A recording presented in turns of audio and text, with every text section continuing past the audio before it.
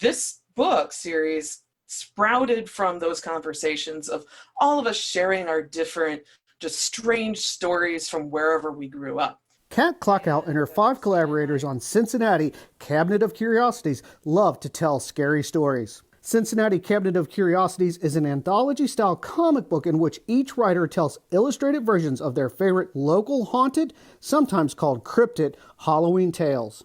All of us did write our own stories, but they're just interpretations of these stories. Klockow said the group began working on the book in February. Many of the stories involve retellings of relatively well-known local legends, such as the Loveland Frogman. Some, though, such as writer Jay Callaghan's story about mermaids living in the Ohio River, are a bit more obscure. I had not heard of this legend, so when Kat came to me with it, I was like, ooh, I kind of like this. Callaghan's interpretation of the Mermaids of Ohio story is based on a local newspaper story published in the mid-1800s. I'm actually surprised there's not more cryptid stories around the Ohio River itself. Not all the stories that appear in Cincinnati Cabinet of Curiosities are designed to scare.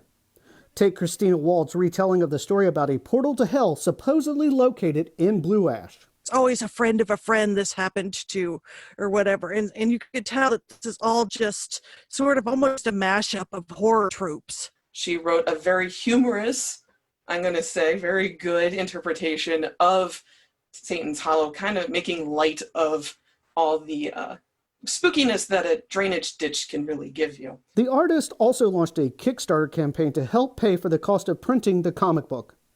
Digital versions of the book are currently available for download, and Klockow said print versions will be available later this year. You can learn more about the comic book at WCPO.com. I'm Brian Maines for WCPO 9 News.